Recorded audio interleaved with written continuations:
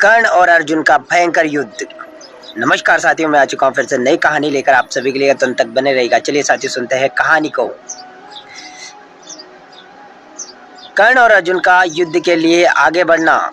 संजय कहते हैं, राजन, तदंतर आपकी कुमंत्रणा के फलस्वरूप जब वहाँ शंख और भेरिया की गंभीर ध्वनि होने लगी, उस समय वहाँ श्वेत घोड़ों वाले दोनों नरश्रेष्ठ वेद कर्ण और अर्जुन युद्ध के लिए एक दूसरे की ओर बढ़े। ये दोनों यशस्वी वीर उस समय दो विषधर सर्पों के समान लंबी सांस खींचकर मानो अपने भूख से घूम रही अग्नि से सदृश वैर भाव प्रकट कर रहे थे। वे घी की आहुति से प्रज्वलित हुई दो अग्नियों की भांति युद्ध भूमि में देतीव्याम होने लगे, जैसे मद की धारा बहाने वाले हिमाचल प्रदेश के बड़े बड़े दांतों वाले दो हाथी किसी हाथिनी के लिए लड़ रहे हो। उसी प्रकार भयंकर पराक्रमी वीर अर्जुन और कर्ण युद्ध के लिए एक दूसरे के सामने आए।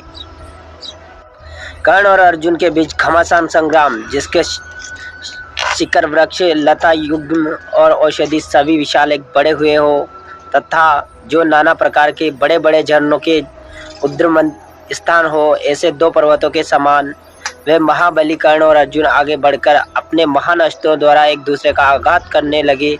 उन दोनों का वह संग्राम वैसा ही महान था जैसा कि पूर्व काल में इंद्र और बलि का युद्ध हुआ। बाणों के आघात से उन दोनों के शरीर, सारथी और घोड़े शत विक्षत हो गए थे और वहाँ कटु रक्त रूपी जल का प्रभाव बह रहा था। वह युद्ध दूसरों के लिए अत्यंत दुस्सह था, जैसे प्रचुर पद्य, उत्पल, मत्स्य और कच्छपों से युक्त था। पक्षी समूहों से आवृत को दो अत्यंत निकटवर्ती विशाल सरोवर वायु से संचालित को परस्पर मिल जाए, उसी प्रकार ध्वजों से सुशोभित उनके वे दोनों रथ एक दूसरे से भिड़ गए थे। वे दोनों वीर इंद्र के समान पराक्रमी और उन्हीं के सादृश महारथी थे।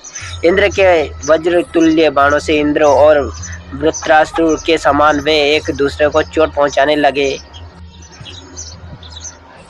विचित्र कवच, आभूषण, वस्त्र और आयुध धारण करने वाली हाथी, घोड़े, रथ और पैदलों सहित उभय पक्ष की चतुरंगनी सेनाएं अर्जुन और कर्ण के उस युद्ध में भय के कारण आश्चर्यजनक रूप से कांपने लगी, तथा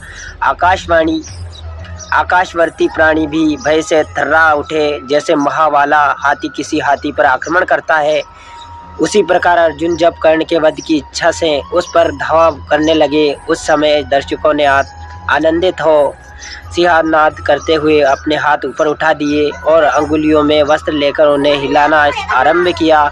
जब महासागर में अपराह्न के समय पर्वत पर जाने वाले मेघ के समान सूतपुत्र कर्ण ने अर्जुन पर आक्रमण किया, उस समय कौरवों और सोमकों का महान कोलाहल सब और प्रकट होने लगा। उसी समय उन दोनों रथों का संघर्ष आरंभ हुआ। उस महायुद्ध में रक्त और मांस की कीच जम गई थी। उस समय सोमकों ने आगे बढ़कर वहां कुंती कुमार से पुकार कर कहा, अर्जुन, तुम कर्ण को मार डालो, अब देर करने की आवश्यकता नहीं है। कर्ण के मस्तक और दुर्योधन की राज्य प्राप्ति की आशा दोनों को एक साथ ही काट डालो। इसी प्रकार हमारे पक्ष के बहुत से योद्धा कर्ण को प्रेरित करते हुए बोले, कर्ण, आगे बढ़ो, आगे बढ़ो, अपने पेने बाणों से अर्जुन को मार डालो, जिससे कुंती के सभी पुत्र पुनः दीर्घकाल के लिए वन में चले जाए।